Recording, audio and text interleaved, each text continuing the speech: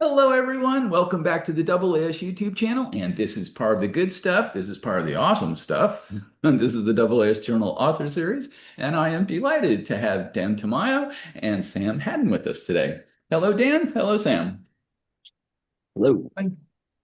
Sam, let's start with you. What's your geolocation? I am here in Toronto at the Canadian Institute for Theoretical Astrophysics, or CTHEA. And it is July 10th of 2025 as we record this. So it is certainly summer up there in Canada, and hence that very nice bicycle behind you there. Do you He ride bikes in the that? winter too. Do you I, ride that?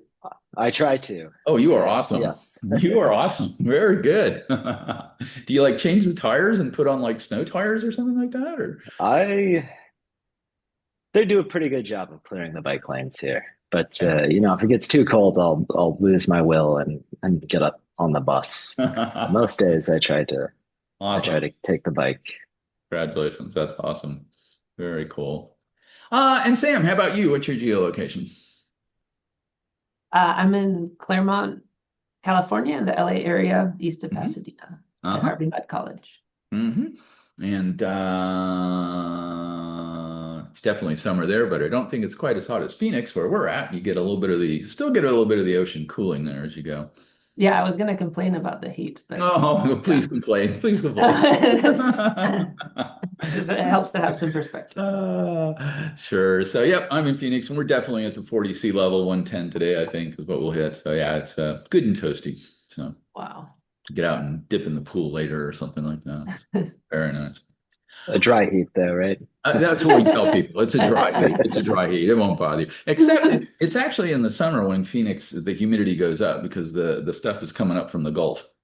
And so we get a lot more moisture in the air, and this is when we get our haboobs and all this other weather phenomena. So yeah, but it's a dry heat. And Dan, what do you like to do for research? I worked a lot on numerical integration algorithms for planetary dynamics. Cool. Um, I'm I've helped develop the rebound and body package. Uh, Popular one.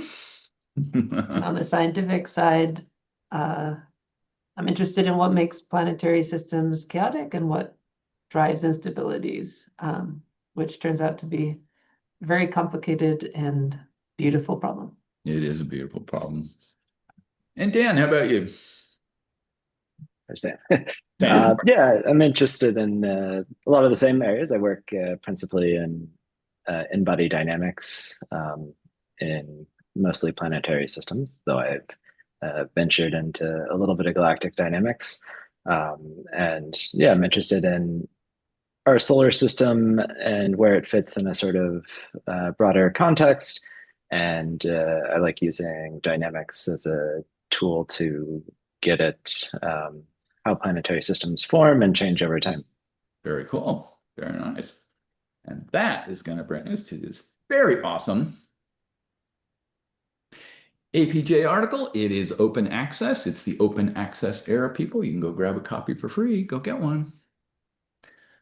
A unified physical framework for mean motion resonances. And Dan and Sam, take us away.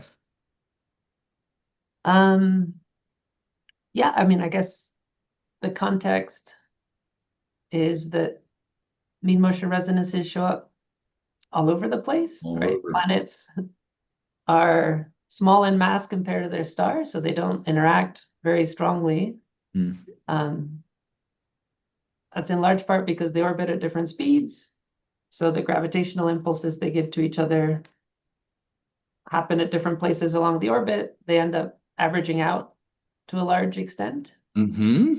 Um, but if you have a mean motion resonance or a resonance between the orbital periods of planets, that means that these perturbations that planets have on each other can build up coherently to give you much bigger effects. Yes. So that's one reason why mean motion resonance is important. The other is that in conservative systems, like planets interacting under gravity, uh, resonances are always what's responsible for driving chaos, Yes. which gives you interesting dynamics in the possibility of instabilities.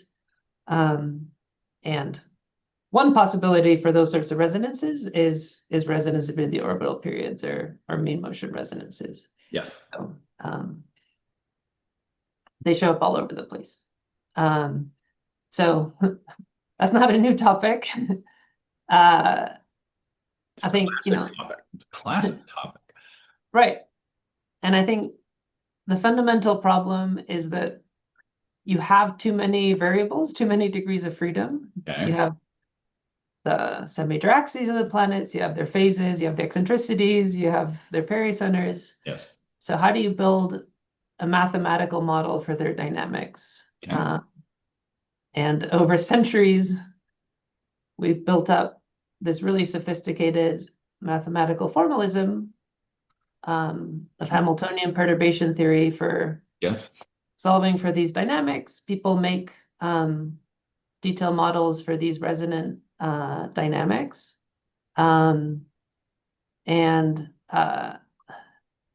This paper basically came out from two papers that Sam wrote in 2018 and 2019 that I've been trying to understand since. And I just keep asking him questions, and my journey to understand them arrived at this paper, which is basically an effort to understand resonances in some physically intuitive way that can match up with these more detailed mathematical models that at the end of the day we definitely need. Yeah, rely on both. So having both is a good thing, right? Yeah, and also as a way of talking about resonances among different people. Like you'll hear a lot of dynamicists complain about observers not understanding what resonance is. Okay. And then you open any of our papers and they're completely unreadable. To an observer, maybe to an observer. Let's be kind. Let's be kind. To each other, even. Yeah, even dynamicist to dynamicist, maybe. Okay, very good. So they're very complicated, right? So there's lots of interdependencies between the variables. So how do we simplify that out into a unified framework? So yeah, maybe we can start at the end, coming back to this idea where if you want to have any sort of mathematical model, you're going to have to simplify things in a big way. Okay. And Sam's 2019 paper, if we go to section 7, Section 7. I think starts, I don't want to put words into your mouth, Sam, but I think it starts from the insight that in the limit where your two orbits are very close to each other, Okay.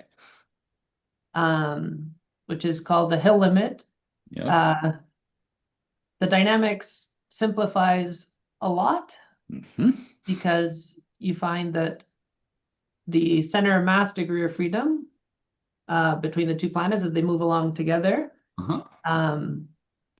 that decouples completely from the relative separation degree of freedom in a way that is quite analogous to what happens in the two-body problem that everybody studies in physics. That you can separate the two-body problem into center mass degree of freedom, and then an equivalent one-body problem. Yes. Where you're solving for what the separation between the two bodies does as a function of time.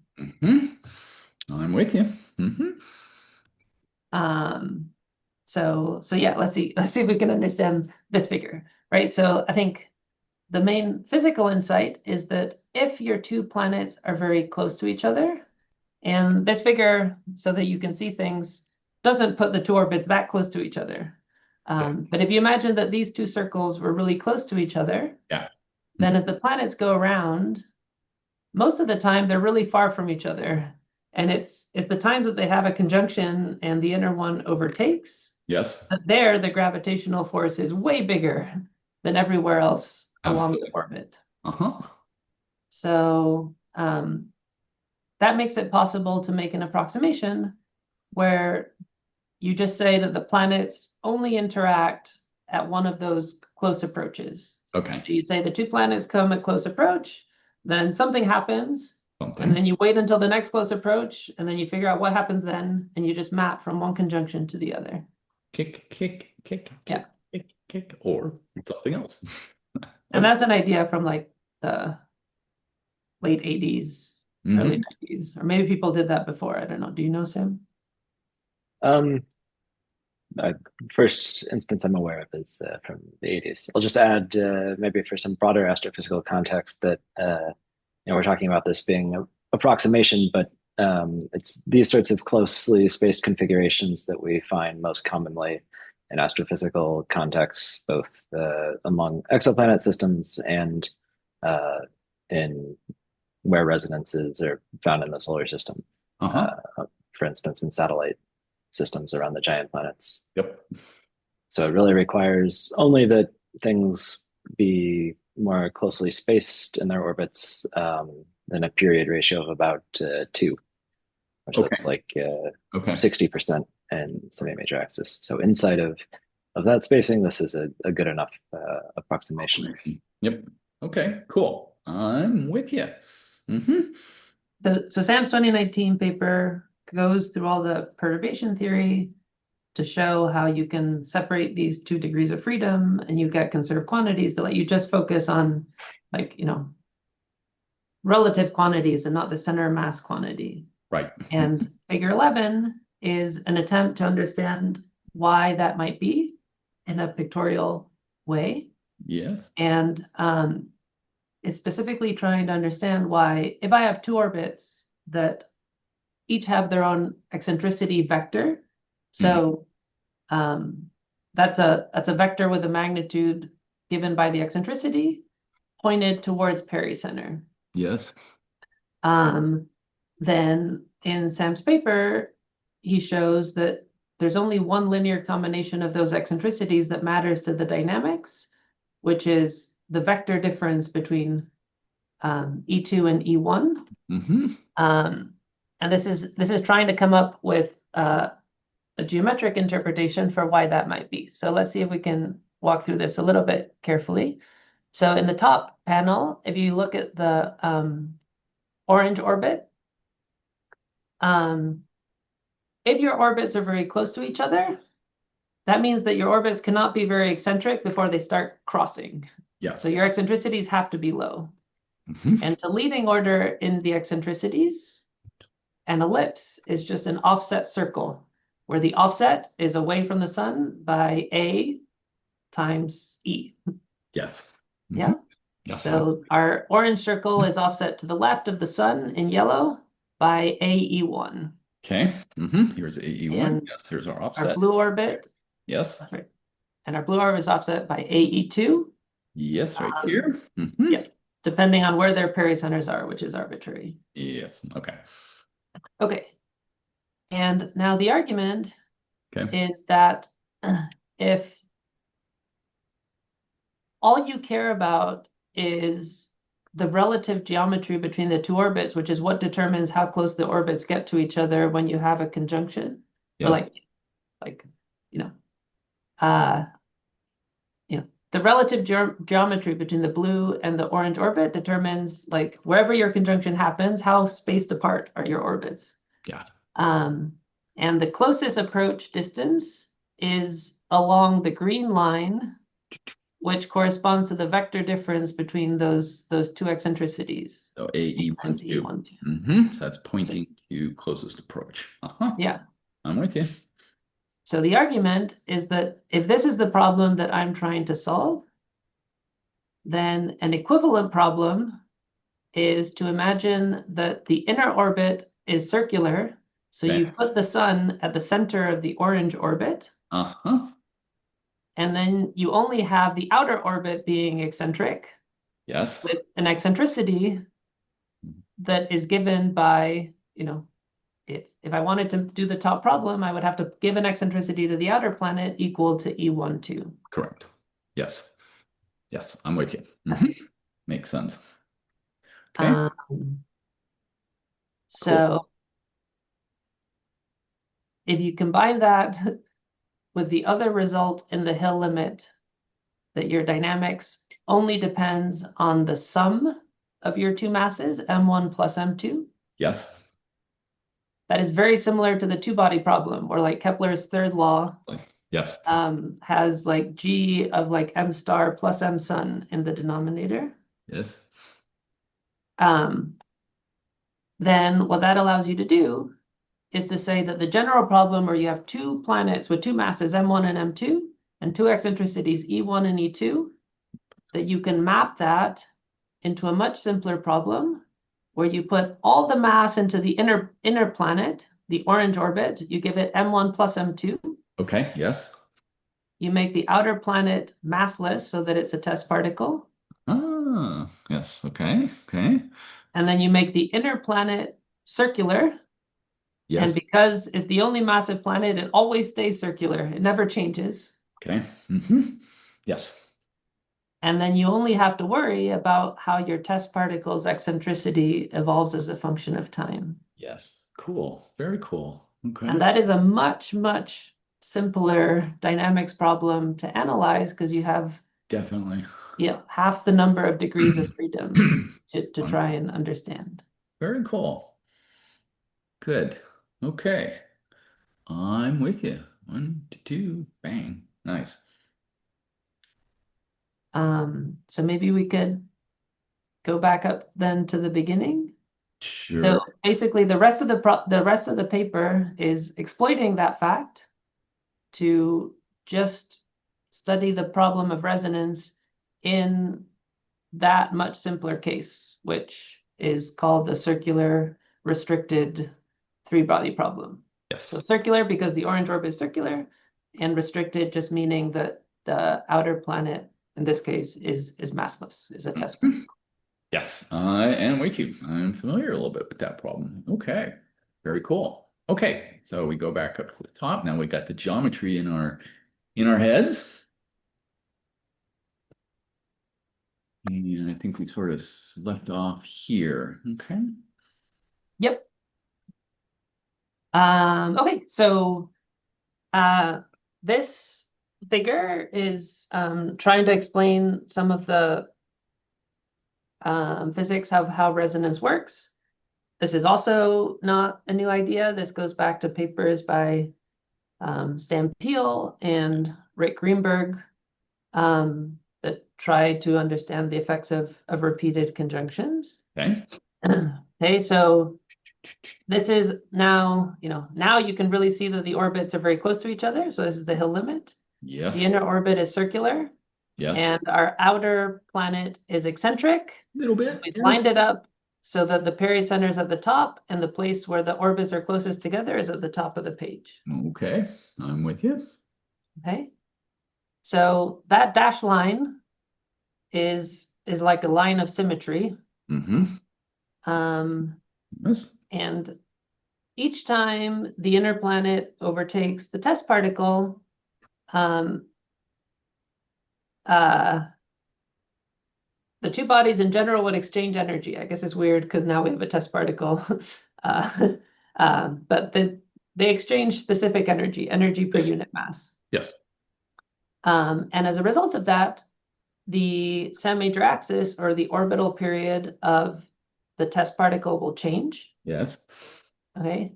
So the rate at which the test particle moves, which we call the mean motion n, Okay. will either speed up or slow down. Gotcha. And if you go through that, you find that if the conjunction happens to the left of this dash vertical line, Yes. then the test particle will speed up, Okay. which will cause the next conjunction to happen further along. Yes. And if it happens on the right, then the mean motion of the test particle will slow down. Down, back off. Okay. So on the right panel, you're seeing how the mean motion of the test particle changes with time, taking a ratio with the planet. So these planets are started Yes. at a 10⁹ resonance. Okay. So that's why we're starting at a mean motion ratio of 0.9. I'm with you. And when we have that first conjunction labeled 1, the mean motion of the test particle speeds up because it's happening on the left. Yes. And because of that, the next conjunction happens further along. Further along, and it also speeds up. The third one speeds you up. Then we cross. Then we cross so that the fourth one starts slowing you down, but because you've built up this excess of mean motion, you still find that the next conjunction happens further along. Yes, 4, 5, 6. And once you pass by the sixth conjunction, now you've removed so much mean motion from the test particle that now you drop below the resonant ratio. Yes. And you start swinging back to the left. And up we go. So this pattern will basically repeat. And if you sort of squint your eyes and ignore the spikes, this is just an oscillation in the mean motion of the test particle, around the resonant value, oscillating back and forth, like a pendulum. Oscillator, yes. And I would like to point out that the fractional deviations are on the order of 0.1%. Is that right? Per kick. That's right. Okay. And how big? Yeah, it's going to depend on the masses and separations, and yes. That's right. So like what you start for your initial conditions will change like what these oscillations look like. And amplitude. Yes. Another way of looking at it is if instead of starting at the resonant value of 0.9, okay, you always started at the bottom, right? Like where the pendulum would want to sit. Yeah. At rest. Okay. Yeah. So if you started it there and you gave it the resonant value of 0.9, it would stay there. And what that means is that like each time you have a conjunction, it'll always happen there. The planets are still going around, but every time there's a conjunction, it always happens where the orbits are farthest apart. Correct. That's the equilibrium configuration. Right? Just like and that is close to like the configuration between Neptune and Pluto. Like they're somewhat close to that. Right, which are in a 3 to 2, yeah. Yeah, they are oscillating back and forth, but their conjunctions are happening close to where the orbits are farthest apart, and that is good because their orbits are crossing. So yes, if it wasn't happening where the orbits are farthest apart, then the two could collide at some point. Good, cool. Okay, I'm with you. So if you start at the bottom and you have the resonant ratio, you would stay there. If you look on the right panel and you started around conjunction 3, okay, if that was your initial condition, you're starting at the bottom, but you're starting with some big speed, right? So that means that you're throwing the pendulum, and it'll reach the maximum height, and then it'll come back down. Yes. And you could imagine starting lots of those experiments, and maybe instead of like throwing it as fast as we are in this simulation, you could throw it farther. Even and then the pendulum would go to some higher height and come back down. And one interesting question is like, how fast could I throw my pendulum initially? So like, how fast could my test particle be going at the bottom of this curve and still have it come back down? Because if I throw it too fast, it'll just keep going around in circles. Right. And that's what separates being inside the resonance from being outside the resonance. Okay. And that's what figure 2. Oh, let's balance down to figure 2. Is trying to show. Okay. Got 50 equations in this paper, people. It's great. Check it out. Okay. Let's like a phase diagram. Yes. That's right. So delta yes is a measure of how far away you are from the resonant mean motion. Right. So in the previous figure, if you were at 0.9, then delta would be 0. Yes. So, above 0, our test particle is moving faster than the resonant value, and below it's moving slower. Yes. So this is basically the same y-axis as before. But instead of plotting it versus time, we're plotting the test particle speed versus it's the angle of that pendulum. I'm with you. And you get the phase space that, the normal phase space for a pendulum. Yes, looks very familiar. That looks like a circle, like at small angles. That's like a simple harmonic oscillator. Yep. And for larger amplitudes, theta is varying within some range. And then the black curve, which is the separatrix, Yes. is where you go all the way to the unstable fixed point and then you come back down. Just barely make it, and around you go. That's right. And then the orange curves are the ones that are circulating. Yep. Right. So we're often interested in what is this delta max, which we call the width of the resonance, which corresponds to how fast do I throw my pendulum at the beginning and still have it come back down without it going over the top. Barely. Yes. Okay, very cool. I'm with you. Or it's like starting the pendulum at the top, letting go. Okay. Yeah. Okay. All good so far? Great.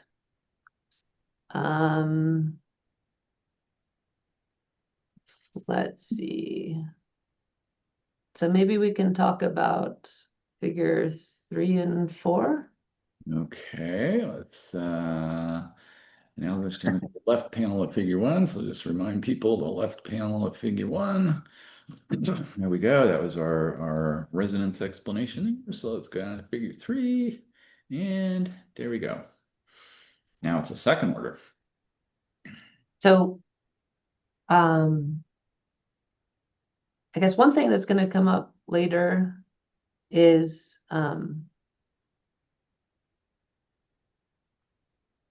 there's this question of like why are some mean motion resonances stronger than others? Right, like if you look at the Kirkwood gaps in the asteroid belt, you find that you have gaps at strong resonances with Jupiter. Yes. And the gaps that you see are sort of low integers, right? Like you see something at I'm not even going to get the resonances right, but 3 to 1 is the most prominent. 3 to 1, yeah. It's like small. 2 to 1 is like the edge of the asteroid belt, and you see 3 to 1 and 2 to 1 sits outside, I believe. Okay. It could be wrong. Yeah. Well, so maybe that's not the best example. If you look at exoplanets, right, like the resonances that you see are first order in the sense that like it's the difference between the two numbers is 1. So like 2 to 1, 3 to 2, 4 to 3, 5 to 4. Yes. You see some second order resonances like 5 to 3, Okay. 7 to 5. Okay. So one question is like where does that numerology come from? Like why are those the important ones and not the other ones? That's a good question. Okay. And in one sense that is well understood for a long time. Like if you do this perturbation theory, what you find is that the strengths of these resonances scales as the eccentricity to that order. Okay. So if your eccentricities are small, then a first order resonance eccentricity will scale as E, whereas second order goes E squared, third order goes E cubed. So that's why we can ignore all the higher order ones. Okay. But you could still ask, like, why is that? Like, we should be able to come up with some explanation for why that is. Okay. So one of the things that we look at in this paper is that question. But to do that, we should introduce what's going on in different resonances. So one way to think about that is that if I have a resonance like 4 to 3, okay, that means that the inner planet does one more orbit than the outer one each cycle, right? Because it has to, so if it does one more, 4 instead of 3, that means it needs to lap one time, right? Like in that time span, it needed to go faster and pass its inner neighbor once in that cycle to do one more orbit. Yes. So that means that in a first order resonance, each cycle, you have one conjunction. Yes. Right? Where the inner planet overtakes the outer one. Yes. In a second order resonance, if I have a 5 to 3, then the inner one has to do 2 more orbits, so it needs to overtake twice, Yes. right? Mm-hmm. And because, these orbits are basically Keplerian, if one conjunction happens at one place that we're labeling here in red, and it's arbitrary, Yes.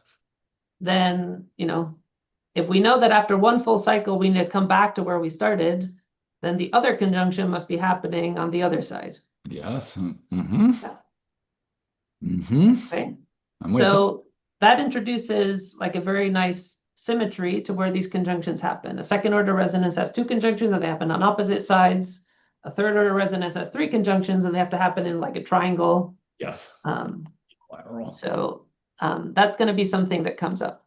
Okay. And the Okay. way that that shows up in these phase space plots, if you go to the 4th figure Mm-hmm. below, is that a second order resonance in the top left panel has 2 islands. A third order resonance in the bottom left panel has 3. 3. Yes. Mm-hmm. But one nice thing that you can do is to define a resonance angle phi that is the order of the resonance times that angle of conjunction. Okay. And what that does is it just Folds it. folds those Yeah. islands onto each other Yes. so that they all look the same. Like, they all look like a pendulum. Like a pendulum. Mm-hmm. Very cool. Oh, that's nice. Uh-huh. Uh-huh. Okay. Anything to add to that, Sim? No, I think that covers it. Yeah, so you just go through, alternate between 2 conjunctions in this example in figure 3, showing a 5-to-3 resonance. Uh-huh. And right, if your period was tuned just perfectly, so if you were at delta equals 0, you would alternately have a conjunction at a phase of pi over 2 and then 3 pi over 2, and then just repeat that cycle. Yes. And you can imagine being perturbed a little bit away from that state, you'll undergo small oscillations. Cool. Okay. Yes.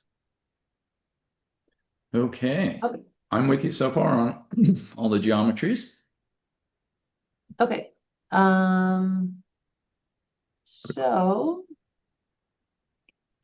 I'm trying to decide if, so the next section is a summary of all the main results. Okay. And maybe it helps to just do those. In case we didn't make it explicit, I guess we can sort of understand why you get the same dynamics at a 4-to-3 versus a 10-to-11, I think is one of the examples you show, versus a 99-to-100. And it's basically because all the action happens right around conjunction when you impart these kicks. Yes. And then you can just treat the orbits as uncoupled. And the integer appearing in, say, 11 to 10 just controls how many orbits occur before the next conjunction, right? Yes. Okay. Mm-hmm. Mm-hmm. So that's being shown in figure 9, I think. Yeah, let's slide down. Let's take a look at figure 9 and unperturbed motion. Okay. Okay. What do we have? Delta Y, delta X, delta A. Okay. This is what you were talking about, Sam? Yeah, that's right. This is a 201 to 200. So these are a bunch of first order resonances. Got it. But you can think of, if you have first order resonance, if I take something like 201 to 200, right, that is a period ratio that is extremely close to 1. Yes. So that like the orbits are really close to each other. Mm-hmm. Right. So as we go, the x-axis here is the separation between the 2 bodies. Mm-hmm. So as you go from 201 to 200 to 21 to 20, your orbits are getting more and more separated. Yes. But yes. What this plot is showing is that if you take the physical separations, delta X and delta Y, as these planets approach conjunction, and you normalize them by the difference in the semi-major axes by Okay. delta A. Yes. Then you get the dashed lines where the blue curve and the dashed green and dashed orange Right. basically are on top of each other. Gotcha. Okay. And A little bit of um, yes. so I think like the takeaway from that is saying that if you realize that you can normalize all of these encounters by the separation between the orbits Mm-hmm. and map them all onto each other, then that tells you that like you should be able to write a model for first order mean motion resonances Right. that is then the same for all of them, regardless of how close they're happening to each other. Oh, that's nice. That's nice. At least in the limit where the orbits are still close. Yes. Yes. Mm-hmm. Because if the orbits get too far away, then it's no longer true that your interaction is dominated by the close approaches at conjunction. You know, throughout the orbit, Correct. comparably close. So you Correct. have to really integrate over the entire motion. Right. You can't do the kick approximation. Yeah. Cool. So that's really nice because one of the annoying things in like the traditional approach Yes. is that for every different resonance, like, you know, whatever the first and the second number are, there's a different coefficient, like a numerical coefficient that you have to look up for the strength corresponding to that resonance that comes from this like big expansion of this interaction potential. Right. That you Or look you up. look it up. Yeah, like in the appendix of Murray and Dermott. Okay. Or you use software like Solmec, which I think made an appearance in a past video. Yeah, but the point is you have to do it for each and every one, right? You have to look these up for every one. So it's yes, it works, but it's maybe not as unified as one would like. That's right. So if you look at table 2. Table 2, okay, let's pop. Where am I? Table 2, I don't know which direction I'm going, so we'll go this way. Table 2, prefactors, here we go, okay. Right, so this is now saying that, you know, you still have some numerical coefficient if you want to do things carefully, but now there is one numerical coefficient for all the resonances that are first order and for all the resonances that are second order. Very cool. Okay. And this is from Sam's 2018 paper. Oh, wow. That is also an amazing paper. Okay. Well, we may have to go back and revisit that one. Okay, interesting. Okay, all about unity, border unity anyway. That's right. And, you know, the fact, you know, where this comes in is if you look up these numerical coefficients on like with Selmack or in Murray and Dermott, when you put in different integers, they can be all over the place. If you look up like the 201 to 200, it's going to be some enormous number. Yes. And the fact that all of these are order unity is telling you that you've basically normalized your quantities in a way that's physical. Yeah. Right? Like that it came out to something that's order unity. And the insight there is that if you have closely spaced orbits, that it doesn't really make sense to talk about absolute eccentricities. Like if I talk about an eccentricity of 0.1, if the orbits are super close, 0.1 could be crossing. Like, you know, you could have widely spaced and 0.1 is small, or you could have like 0.1 is like a complete mess. Yes. So the insight is that we should be normalizing the eccentricities by the value of the eccentricity at which the orbits would start crossing. Gotcha. Right, so if I have two really closely spaced orbits, then there's a very small eccentricity at which the two start to cross each other. So what I would want to say is that my actual eccentricity is, say, 10% of crossing, or it's 30% of crossing. Right, it's that critical value, yes. Yeah, So Right. if you talk about it in that normalized sense, Okay. then these numerical coefficients come out to be of order unity, which Is you know, very nice. yeah. Yeah, very cool. Very cool. Um, Okay. Okay. so These are chosen. All right. There's some motivator for that.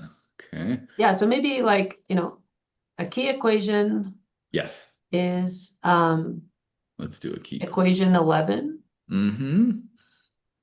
which is telling you how wide the resonance is, that delta max that we were seeing in the phase space plot. Correct. Yes. Yes. Yep. Oh, that's so it's basically giving the direction or the So Q to that. Okay. Uh-huh. Q is the order of the resonance. Uh-huh. So for a first order resonance, Q is 1. So we would look up this like, A sub 1, which is 0.845. I'm with you. Mm-hmm. Yeah. Mu, Reduce mass. again, everything depends on the total mass of the planet. So mu is M1 plus M2. Reduce mass. Uh-huh. No, yeah, Or is it we sum? have too many, too few Greek letters and too many quantities. There you go. It's the sum of the two planets' mass, M1 plus M2 divided by the mass of the star. Got it. Okay. Mm-hmm. I mean, Mm-hmm. I guess we're doing everything here in the restricted problem. So it's just the mass of the massive planet divided by the mass of the star. But that's what it would be in the general problem. I'm with you. Okay. Mm-hmm. And then E tilde is this normalized eccentricity. Okay. Mm-hmm. So A, it is, well, is the eccentricity of the test particle divided by the value at which the orbits would start crossing. Crossing. I'm with you. Mm-hmm. It's critical. Mm-hmm. Yeah. And So Q. that's where like this Interesting. eccentricity to the power of the order comes in. That like, you have e to the 1 for first order, e to the 2 for second order, e to the 3. But like we're putting it in terms of this normalized eccentricity, E tilde. And when you do that, then the numerical coefficient A sub 1 in the front comes out to be of order unity. Very nice. Very nice. That's a great simplification. Yeah. Okay. Yeah. So if you go down to figure 6, just below. Okay. So we got to out that max. Okay, I'm with you. And we got scalings, and this looks like n-body stuff. Okay. So that's showing you the same expression we just talked about in equation 11 as the dashed line in black. The left panel is a first order resonance, 3 to 2. Second one is second order, 7 to 5. With you. Third one is third order, 8 to 5. With you. Mm-hmm. The width. And Color coded. Okay, delta. the color code is just a simple way to check whether you're in the resonance or not. So if you're in the resonance, you are oscillating around the resonant value. So over time, you will average to 0, to the resonant value. But if you're always going too fast, then you're going to be positive and red. If you're always going too slow, you're going to be negative and blue. Okay. So the white regions are the resonant region. Yes, right here. And you can see that the black dashed lines do a pretty good job of following those boundaries. Where, some level you should expect things to get more complicated as you reach the top of the plot, because if you remember that this is the normalized eccentricity, a value of 1 at the top corresponds to the value at which the orbits start to cross each other. Yes. So, yeah. And so up here, there's other smaller effects going on, I gather. All right. Maybe I'll also point out there's if you look closely at the bottom of the 3 to 2 resonance, there's some subtle deviations going on from this perfect pendulum model that are Right. often the source of much confusion and consternation among dynamicists. So there's a few important ways in which first order resonances break with the pendulum model, which would be, mostly a curiosity that dynamicists only would care about, but it does does have real world consequences in the sense that it's responsible for first order resonances often getting established as a result of slow migration. Okay. And so that's where we see resonances in actual astrophysical contexts. It's because the planets have been captured into resonances from slow migration. And the details of how first order resonances behave at low eccentricity has a lot to do with that. Okay. Very good. That resonance point gets narrower and sharper as you also crank up the order of the resonance, right? This is a lot more cusp-like. So that's just reflecting the fact that the widths are scaling like the eccentricity to the order divided by 2. Yes. So scales like the square root of eccentricity in the left panel. So you get this nice parabola shape, straight lines for second order resonance. And then that's a e to the 3/2 power law in the last panel. Good. All right. Yeah, and as Sam was saying, we are making an approximation here that the eccentricities are not too small, an approximation that is aptly called the pendulum limit, because that's the limit in which you get pendulum dynamics. Okay. And that limit, how big the eccentricity can be, is well understood, and we talk about that somewhere, I think in section 5.6. 5.6. Yeah. So yeah, if the eccentricities are too small, then you need a more complicated model to explain all the dynamics. Okay. Very good. I like it. I guess we can go back to figure 5. Sure. Which is summarizing what we said at the beginning. Yes. Well, I guess it's summarizing several things. So deviation from resonance. So we were saying in section 7 how there's this mapping from the general problem with 2 massive planets with different eccentricities to this circular restricted problem. Yes. This is showing you in different colors what happens to the deviation from resonance as a function of time as you change how much mass you put into the different planets. So all of them have the same total mass. In blue, we're just giving both the planets the same mass. In orange, we're putting all the mass in the outer planet. In green, we're putting all the mass in the inner planet. Oh, very good. Okay. And this is showing you that to a very good approximation, you're getting the same dynamical behavior. Relatively small shifts, but yeah, particularly as you drive up, the same.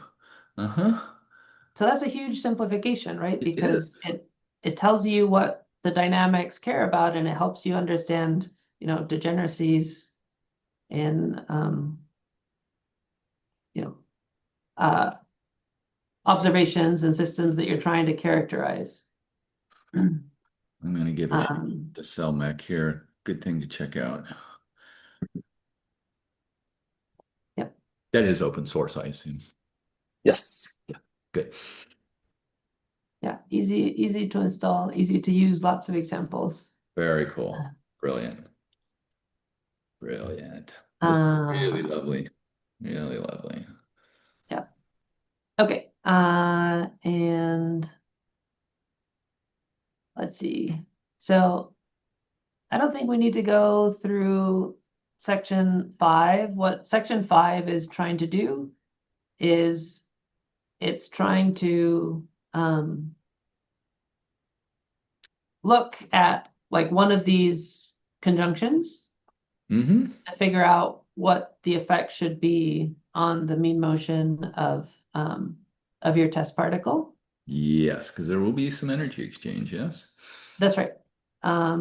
So, people have worked like through this in a very careful sense, like doing expansions, doing this to high order. Right. So like that part isn't new. So instead of trying, instead of reproducing that, this is meant as more of like a pedagogical scaling derivation of how things should depend on things. But it gives you some intuition for how the energy exchange happens and why Intuition is good. why things move in one direction rather than the other. Right, which we saw in figure 1. Okay. So the last thing that I think is new that is interesting is I think it would help to go back to figure 3. Got it. Okay. Okay. It's coming back to this question of why is it that the low order mean motion resonances are strong and high order ones are weak? Okay. Okay, good. That's a good question to answer. Right. And this is showing you a second order resonance. And one thing that you can notice, if you look at the one above, figure 3. Oops, sorry. If you have the first conjunction in red, that's happening to the left of this line. Yes. That's going to speed you up. Right. But the fact that the other conjunction has to happen on the opposite side means that it needs to slow you down. Yes. Right? Maybe quickly, the way you can understand why, let's see if I can get all the signs of this argument right. But on the left-hand side, right, you're getting pulled back by the inner planet, and then you're getting pulled ahead. And if the inner planet stayed the same distance away from you the entire time, those effects would just get canceled out. Yeah. But because while it's pulling you ahead, you being, I guess, the outer test particle in this case, yes, it's getting closer along that part of the orbit. The interactions are a little bit stronger. And so you should be pulled ahead a little bit more, so you gain energy. Yes. I think you lose energy. You're pulled. Right. You're pulled back. We have you're closer beforehand. You know what? Maybe let's look at that energy figure. There's an energy figure here that might be useful. Yes. This is the dangerous thing of trying to remember your own arguments on the fly. And getting the signs right. So, getting the signs right, yes. Right. So there's asymmetry, there's some asymmetry. Yes. And right, the net effect is that unless this encounter is completely symmetric, you either get pulled ahead or and that's sorry, the eccentricity. Right. Yep. I'm waiting. Yeah. Okay. And so back to the case of this second order resonance. You're almost right. You have a nearly mirror image on the other side. Nearly. In the sense that this first conjunction, you start out further apart, but then get a little bit closer together. And then on the right, you start out closer together and get further apart.